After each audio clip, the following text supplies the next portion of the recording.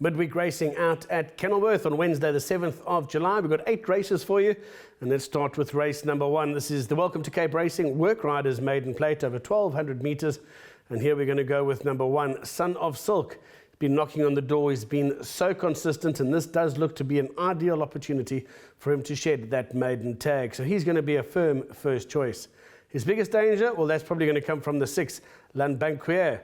Now, I made this one of my better bets about probably 3 runs back and really did disappoint me on that occasion. Found a race here that certainly is more accommodating to the form line that he represents, and I do think there might be a little bit of improvement to come. So that'll be my second selection.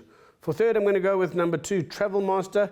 This is the peak run. It should be a little bit better and a little bit more progressive than he's shown so far, and I think he could make a case for the trifectas. 1, 6 and 2. The selections for race number 1. Let's move on to race number 2. This is the tabonline.co.za. It's a maiden juvenile plate over 1,200 metres. You can scratch number 1, you can take out number 5. Those are your early scratchings. Here I'm going to go with number 16 to win it. That's Van Hunks. He had one debut effort over the course and distance, and it really was a cracking effort. I think there's going to be a lot more to come, and he does look set to be a big runner here. For second, I'm going to go with the 14, Star Master. Now, he really did improve after his first start. It was a cracking second effort behind quite a nice type in Captain's Knot. And I do think there's going to be a bit more improvement to come. Whether they handle the wet, well, that remains to be seen. But Star Master, a big contender for top honours as well. And I don't think there's much between the 16 and the 14. For third, I'm going to go with number 2, Autumn Moon. This one did improve last time out, and there could be more improvement to come. And if there is, certainly can make a case for the back end of your trifectas. 16, 14 and 2, the selections for race number 2. Let's move on to the third race. This is the Urban Tonic Maiden Juvenile Plate for fillies over 1,200 metres. And here again, 2 scratches, and take out the 2, and you can also take out the 5. Those 2 runners not taking part. First choice for me, I'm going to go with 8, Louis Diamond. Here's a horse that's been running really well. He's got the form. He certainly looks to have a progressive look about him, and I think he could take quite a bit of beating here. For second, I'm going to go with the 10 horse. That's Piot et Thomas, another one who had a very good debut effort, and I think there could be a bit more to come with that run under the belt. He really does look to have a bit of scope. For third, I'm going to go with the 4, and that's Demelza, improving and can have a say. Let's move on to race number 4. This is the www.caperacing.co.za, maiden juvenile plate once again for fillies, this time 1,600 metres, and 1 scratching here, take out the 3, Lunar Light. Right, for first, I'm going to go with the 4, Magnamator, daughter of William Longsword. She was backed off the boards last time out. There really was a flood of money for her. She didn't run badly at all, and I do think it's just a matter of time. When the penny drops with this filly, I think she's got plenty of ability. And this could be the distance, and this could be the type of field that really brings it out. So I do think Magnamator comes through as a very good betting opportunity. For second, I'm going to go with the 2, Impressive Queen. Here's another horse who's been knocking on the door, has been there or thereabout each and every run. And again, there could be a bit more improvement to come. If there is, well, she'll be the biggest danger to number 4, Magnamator. And then for third, I'm going to go with the 8 horse, Fedra, racing in the colours of Paul Barrett. This is a horse that's also been running really well. And there's a bit of confidence from the yard on this occasion. I think Fedra needs to be included. Nice race this. All 3 of them set to have realistic chances. But the selections I've gone with, 4, 2 and 8. Race number 5 is the Computerform Online Merit Rated 80, a handicap over 1,600 metres. And here I'm going to go with number 3, Irish Tractor, to come out on top. This horse had some solid form early on in his career. He really did set the tracks on fire with a good second on debut, then coming out and winning, beating Northern Song pretty comfortably. He went off with the rail a little bit. I do think he's coming back after that gutsy win last time out. He was one of the only horses to make up ground on that day, and I think he might well be back to his best. If he is, he could be a nice value bet here this afternoon. So 3, Irish Tractor will be my first choice. For second, I'm going to go with number 2, Triple Jet. He's also got some good form. He's been knocking there or thereabouts. He's been very consistent, and he could be the next best. And then for third, number 10, Elusive Tango.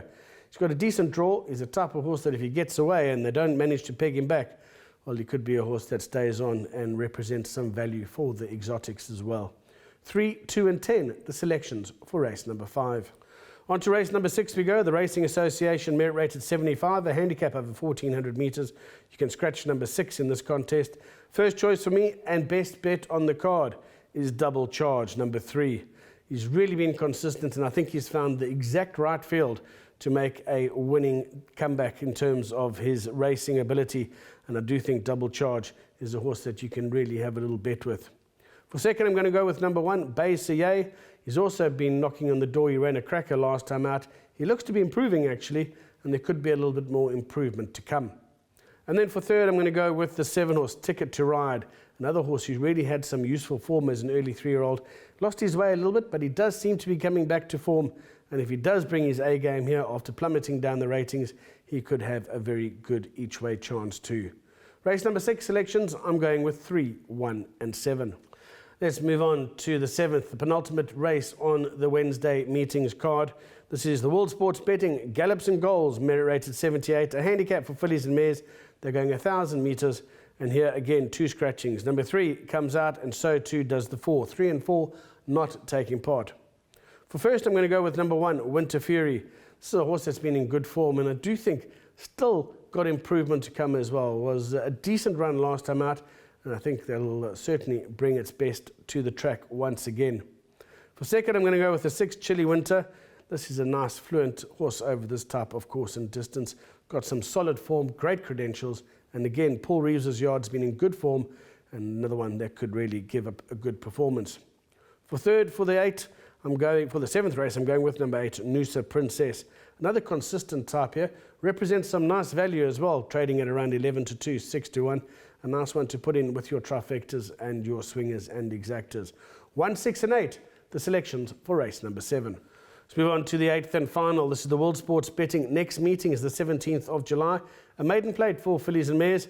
Again, 1,200 metres the trip, and again, 2 scratchings. Take out number 4, Charity Ball, and you can also take out the 8, Little Miss Sunshine. Here I'm going to go with number 6, Dance Till Daylight, to win it.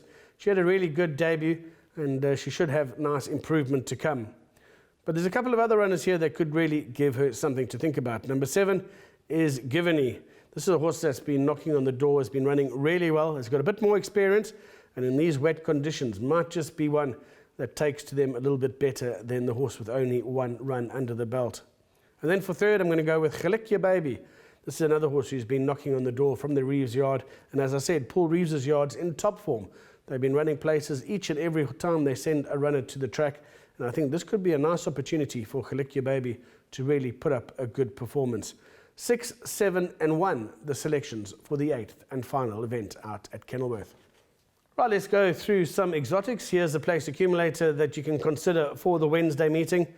PA starting in race number 2, going 14 and 16 for the first leg, by 4, 8 and 10, by 4 and 8, by 2 and 3, by banker 3, by 1, 6 and 8, by banker 6 at the back. Pick 6, 1, 4, 8, 10 and 12, by 2, 4 and 8, by 2, 3 and 6, by banker 3, by 1, 2, 6 and 8, and in the final leg we go 1 along with 7 and 6. 1, 7 and 6, the back end of that pick 6. Best value bet, well, I think that's possibly going to be Irish Tractor. I do think he's going to really put up a game performance, and I think he could be a horse well worth following if he's put that little bit of a lull in his racing career behind him. I think he's back to his best, and I think he could be a very good horse here in these type of conditions. And race number 6 comes the best bet, and that's the form of number 3, Double Charge, who really is consistent and really does look like he could be the right horse in that type of company. So those are the best bets. A reminder that you do get a double stretch with GGGaming when you take a bet on either our best value or our best bet. Log on to GGGaming, and I'm sure you'll be able to get the odds that you are looking for. That's a wrap from us for our preview for Wednesday's meeting out at Kenilworth. Happy punting.